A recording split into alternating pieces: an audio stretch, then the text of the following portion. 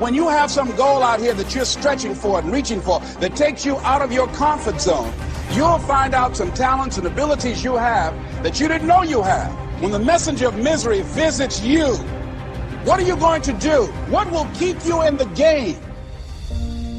There are things that you think you'll never need to know, that you may only need to know one time in your life, but that could save your life because you had that knowledge. Unless you attempt to do something beyond that which you've already mastered, you will never grow.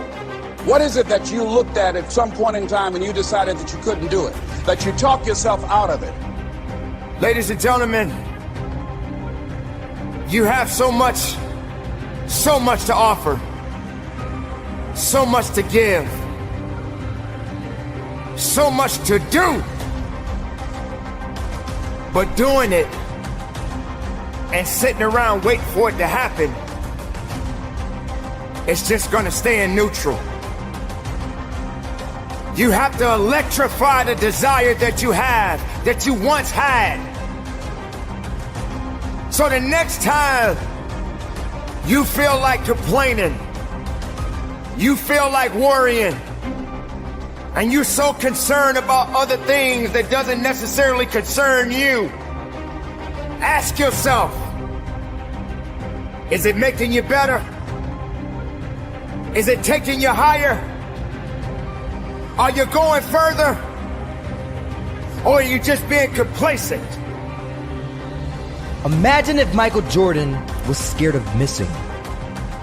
He would have never taken a shot. Imagine if Steve Jobs was afraid of people not liking his product. There would be no iPhone. So ask yourself this. Do you want to be a person who fears failure, or do you want to be a person who loves success? Which one? You're gonna have to pick today. And I'll tell you one thing. One is a failure, and one is a success. And if you love success, there is nothing that can stop you. All those negative things people say will mean nothing. They're gonna talk about how only 1% make it to the top. Big deal. Wanna know something else? Only 1% stick with that fitness program long enough to see results. Only 1% of nerds stick with that video game long enough to get good at it. Only 1% of relationships stick it out to the end. That doesn't mean you have a 1% chance. It just means you can't behave like the 99%. You'll have to do something better than giving up a month from now. Right? Of course, you don't just give everything you got all the time, right? You get to a point where you learn to be efficient and effective in every aspect of your life. And for most people, it's not a problem with skill set. It's a problem of character. And empty the bucket is having the right character to be consistent and empty out everything you got in every aspect of your life. I think the true measure of wealth is happiness, right? Like I really do. And it's not saying that I'm against money. I'm not against that at all. Because you gotta work hard, make your money, take care of your family, and be able to bless people. But I think it's a lot of people with so-called wealth, and they don't have joy and they don't have happiness, right? And I feel like joy, happiness, and peace is the most important things we can possess, right? And for most people, their material possessions, they feel are the most important. For me, when you got joy, when you got peace, when you got happiness, I think that's true wealth, because you can't put a price on that. I dare you to take a trip to your local hospital. And if you have an opportunity to walk down those corridors and witness so many different people, different age groups, different ethnicities, and each one of these individuals are fighting something. They're dealing with some type of sickness. And some of these sicknesses, they may not be able to recover from. I dare you to walk down a neighborhood where there are many people that are homeless and have no place to go, no food to eat, barely even have clothes on their backs. I dare you to realize that maybe you just don't have it so bad after all. Maybe it's time for you to realize and recognize that your troubles are not that bad. Maybe it's time that you realize that you need to get away from the drama that's in your life. Maybe it's time for you to stop chasing misery and start chasing your dreams. Reconnect with yourself. Because this is not the time for you to be wasting putting yourself back instead of pushing yourself forward. I want to explain the biggest myth that most people think leads them to success. And here's the myth. You might believe if you're scared to fail, you won't fail. Lies. Biggest myth ever. And I believed it. You see, I always thought that being scared to fail in life would literally keep me from failing.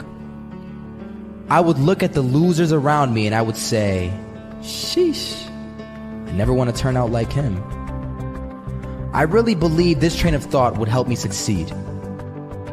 Until one day, I was walking down the street and I saw an old man. Had a hat, suspenders, and a cane. Was about 80 years old. This old man was barely walking. He could walk, but the cane helped a lot. He was struggling. Everybody is against you or don't believe in you.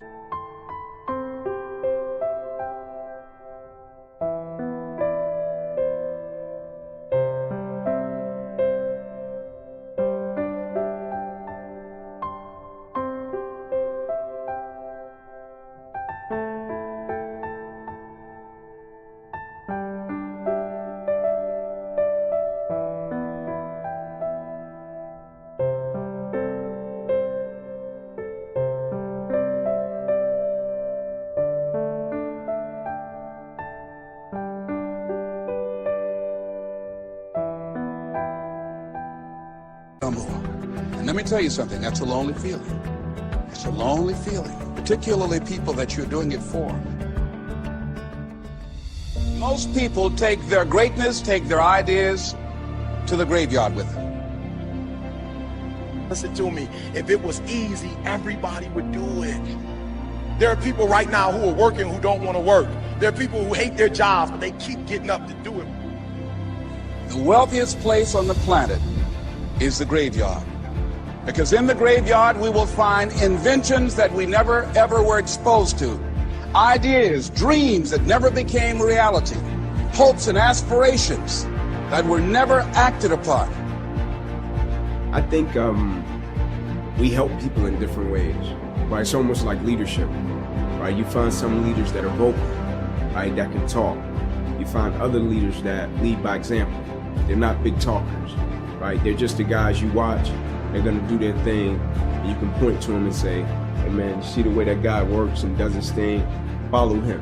And I think the same for opposition and adversity. You find some people, they can work their way through it, and then they can speak about it and tell people. You got others that deal with it, and they can work their way through it, and you almost have to pry it out of them. The reason that I think belief is important is because, like, when you're young or when you do something and you're a novice, right, and you start out doing it and you might think you can do something with it, or you might not. You might do it and it's being driven by your passion. And then somebody comes along that's a little bit older or even more experienced, and they can see it in a way that you can't see it, right? And so I think it's important with belief, because if a person believes in you in a way that you don't believe in yourself, you can rent that person's belief until you get strong enough to possess your own.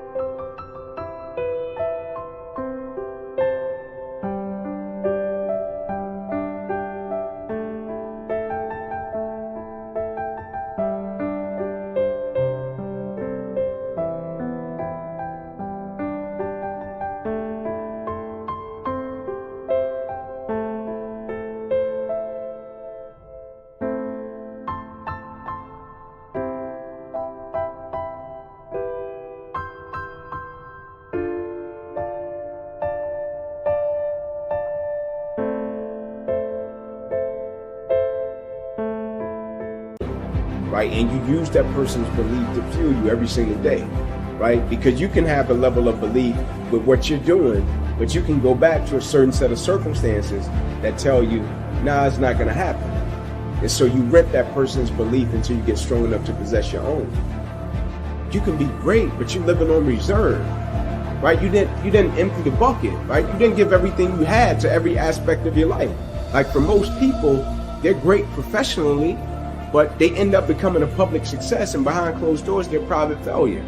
Not because they don't have the talent or the skill set, they don't have the character, right? That they can apply it and be consistent in every aspect of their life and empty out everything they got to everything. All right, now one would say, okay, well, when do you tone it back, right? You find pockets to turn it back.